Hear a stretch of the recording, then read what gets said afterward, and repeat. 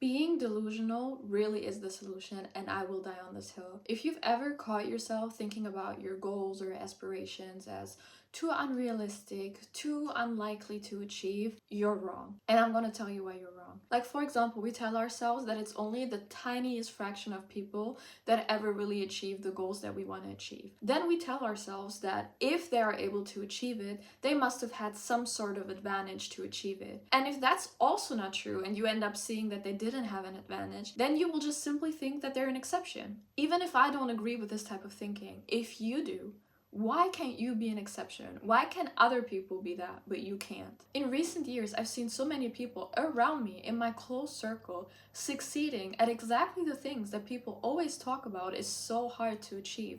And I was wondering, what's so different about them? What's so different about them and people that say that it's not possible? And the crazy thing about those people is they didn't have this dramatic sense of they're the best at what they do and everyone else is wrong and I'm gonna prove everyone right. None of that. Most of them simply did what they needed to do. They didn't let the thoughts of is it possible or impossible or probable or improbable stop them from just taking actions towards what they believed was right for them. And that's exactly why if you let your thoughts of your goals and aspirations are impossible to achieve and you're just simply not part of this fantasy group of people that magically make it and you don't, if you let those thoughts run you, then not achieving your goals will become a self-fulfilling prophecy. Because chances are, if you truly believe that and you let those thoughts govern your actions in your life, then you will probably not even try. You will essentially stop before you have even started. But I get it. When we talk about our goals and aspirations, usually those things are very close to our heart. They make us feel very vulnerable. It's not like it doesn't matter if we make it or not. It actually matters to us a lot. And because it matters so much, we get scared because we're scared of what happens if it doesn't happen, if we get rejected. Maybe it's embarrassing to have people see us trying and not succeed. There's just so much unknown in that, and sometimes it's just easier to follow a more simpler structure of life that at least gives us a sense of knowing and a sense of security, rather than try to break out of that and not knowing what happened and put our heart down the line. We're essentially afraid of our potential and not knowing what happens once we go after it. So these stories that we tell ourselves about the probability of our goals act as sort of a band-aid, because of course it's hurtful to not go after your goals, to live a life that you know is not really serving what you feel most aligned with. So it tends to that wound if we just tell ourselves that, well, we didn't have a chance in the first place, so it's okay. It's okay that we didn't go after it, because really and truly it wouldn't have been us. And while that's deeply human and so understandable, I hope you can see how much of a disservice you're doing to yourself. It's important to say that you're not just doing a disservice to yourself because you might have achieved that goal that usually feels very far away, because we see ourselves here and our goal usually just seems so much bigger than us. So in between that, there is just this huge just hole and jump that we would have to do, but in reality it can look very, very different. So imagining yourself to do this huge leap, and you can't fly, so this huge leap just sounds like an insurmountable task to do. By focusing on that, you close your mind off of how your daily life would look like if you would just take steps towards your goal and how fulfilling that might be. You essentially deprive yourself of giving your current life a structure that would feel more aligned towards that big goal, even if you're not fully there yet, but filling your life with these steps that make you feel surrounded by that idea that you have in your mind and that excitement that might come up when you think of that goal is so hurtful to yourself. And if that's my only focus, that I'm here and my goal is there, there's just this huge unknown in the middle that just feels so scary,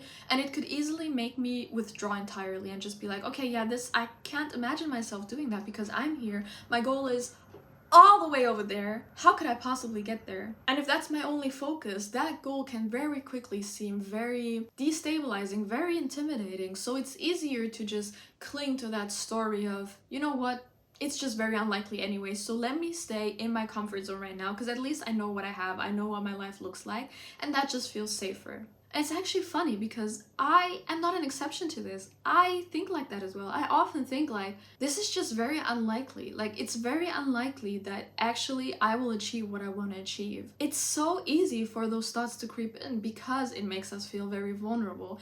But I've had situations where I wanted something, but it wasn't that important to me. It was more just like, I wanna see how that goes. And these thoughts don't creep up. There was a time like a couple years ago when I thought, okay, I kind of have a little extra time.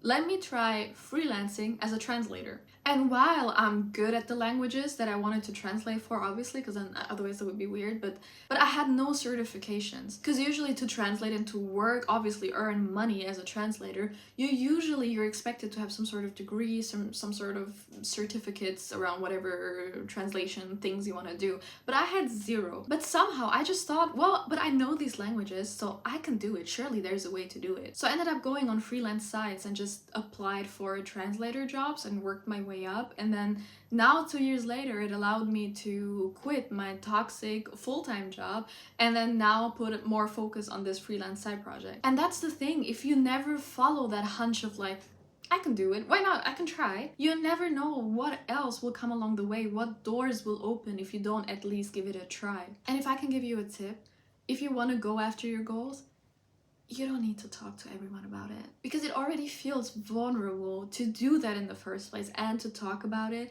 And oftentimes people, especially when it's one of those goals that people are just very quick to say that it's unrealistic, you don't need those voices in your ears. It's already hard enough. If you have people that are truly supportive, by all means, you can use all the support you can have, and it really helps having people really support you. But if you know that the people you're going to talk to are the people that are going to try to talk you out of it or tell you that it's unrealistic, don't do it. There's no merit in that. Even if you're confident, I would tell you to not do it because you never know how something just sits in the back of your mind and kind of influences you in some sort of way.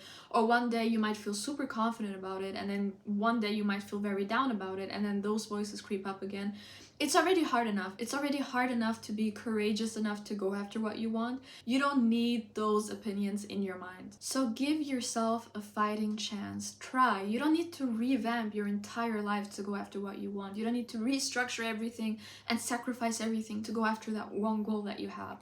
Not at all. But try, because what's scarier than not going after your goals is the regret you might feel once you realize that you didn't even give yourself a chance. And you owe yourself that. You can do it, and I really believe in you. See you soon! Dragged by my feet and pulled up by the moonlight, lungs filled with whole pants caught up in a riptide. No